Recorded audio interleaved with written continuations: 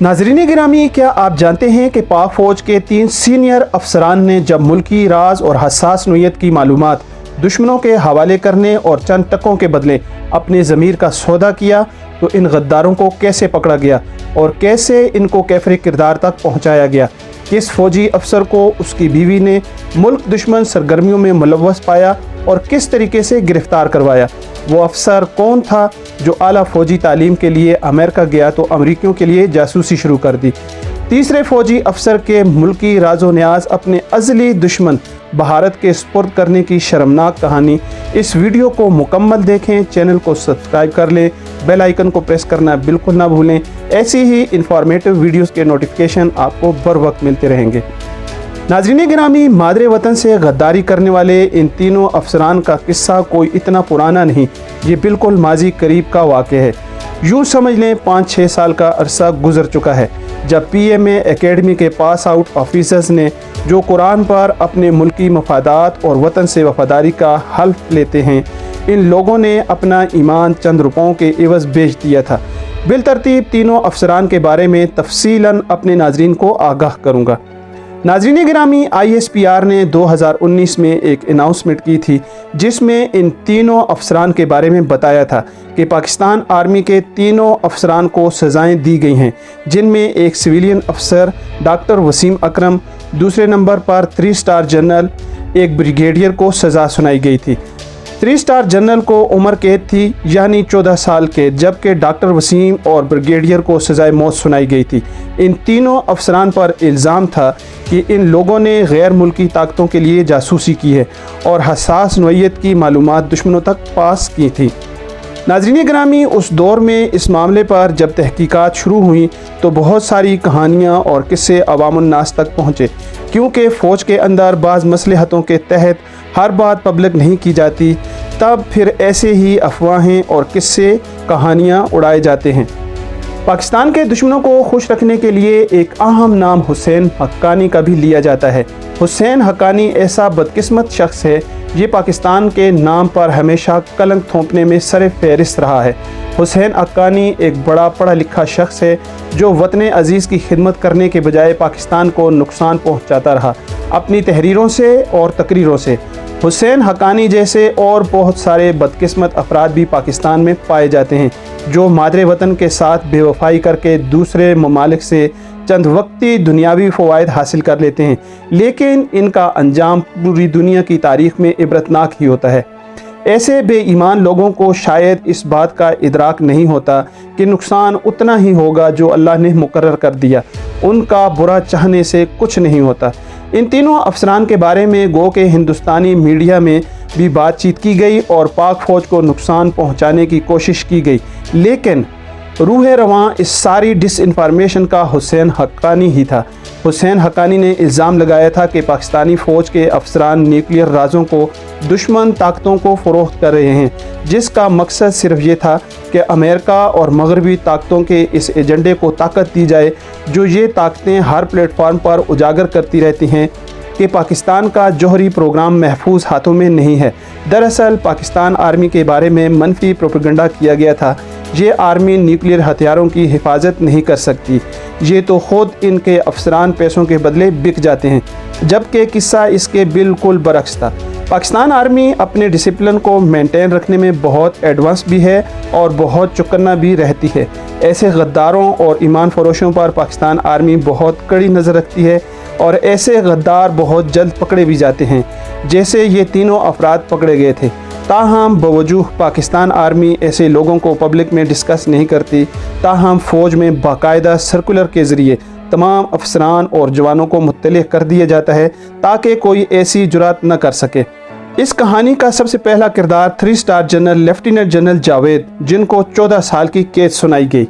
ये साहब काफ़ी हसास जगहों पर रह चुके थे, इसलिए इनके पास ज़ाहिर है हसास नोयत की मालूमात भी थी और नहायत तजर्बाकार भी थे। रिटायरमेंट से पहले लेफ्टिनेंट जनरल जावेद ने काफ़ी हसास नोयत की पोजीशंस होल्ड की थी। ان کو امریکن ایمبیسی نے ریکویسٹ کی کہ آپ ہمارے لیے کچھ تجزیہ اور تبصرے وغیرہ یا آرٹیکلز وغیرہ لکھ دیا کریں۔ ظاہر ہے ایسا شخص جو خود اتنی حساس معلومات کا رازدار ہو، جانے انجانے یا اپنے آرٹیکلز میں ایسی خفیہ معلومات کا کسی طور پر احاطہ کر سکتا ہے، تو جناب نے بھی کچھ ایسا ہی پاؤں پھیلا دیے اور تجزیوں آرٹیکلز میں ایسا مواد شامل کر دیا جو ملکی سلامتی کے لیے باہر صورت خطرناک تھا۔ جنرل صاحب پیسوں کی لالچ میں آ کر کچھ زیادہ ہی اگلنا شروع ہو گئے۔ حساس اداروں نے ان کی مانیٹرنگ شروع کر دی۔ جب مکمل ثبوت اور شواہد ہاتھ لگ گئے تب ان کو گرفتار کیا گیا۔ انٹیروگیشن ہوئی تو جنرل صاحب کا کورٹ مارشل ہو گیا، ساری مراد پینشن اور عزت زبردوز ہو گئی اور جنرل صاحب 14 سال کے لیے جیل چلے گئے۔ ناظرین گرامی، ایمان کے بعد سب سے قیمتی اثاثہ انسان کی عزت و آبرو ہوتی ہے، باقی آپ کمنٹ میں بتائیے گا۔ دوسرے نمبر پر ڈاکٹر وسیم اکرم، یہ آرمی کے ایک ادارے میں پڑھاتے تھے اور ساتھ ہی ساتھ ایک حساس نوعیت کے ادارے میں بھی کام کرتے تھے۔ ڈاکٹر وسیم اکرم کو جب PhD وغیرہ کے لیے امریکہ بھیجا گیا تو یہ وہاں دوران تعلیم امریکن کے ہتھے چڑھ گئے اور انہوں نے ان سے ساز باز کر لیا۔ ناظرین گرامی، یہاں یہ بات قابل ذکر ہے کہ ہمارے بہت سارے اداروں کے لوگ جب بیرون ملک کورسز کے لیے جاتے ہیں تو ایسا نہیں ہوتا کہ ان پر نظر نہیں رکھی جاتی، بلکہ ان کو مانیٹر کیا جاتا ہے، لیکن کچھ اگلی اور لالچی لوگ بہکاوے میں آ ہی جاتے ہیں۔ ڈاکٹر وسیم نے جب واپس آ کر اپنے ادارے میں کام شروع کیا تو ان صاحب نے یہاں سے کچھ انفارمیشن بیرون ملک پاس کرنی شروع کی۔